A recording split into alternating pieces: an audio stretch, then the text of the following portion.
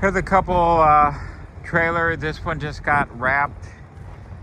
The next one from Bin Clean is going in here shortly. Well, these two are headed to Ontario, Canada. They're going to be twin trailers when we're all said and done here. We're up here at Premier Graphics. They do an amazing job for us. I think we've done a couple hundred trucks and trailers with them so far on wraps, if not more. So if you're looking to get into the trash bin cleaning industry, this is our winterized package.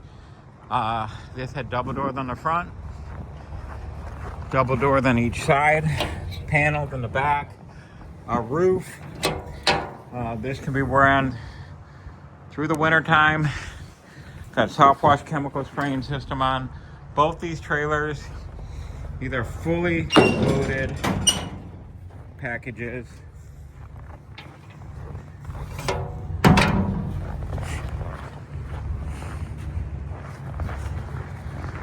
Looking to get into the trash bin cleaning industry. We can also do commercial and residential power washing, soft washing, as you see on the trailer. I showed you the inside with the soft wash chemical spraying system, doping grabbers. So these are true trash bin cleaning phenomenons where we've got clients that can do 500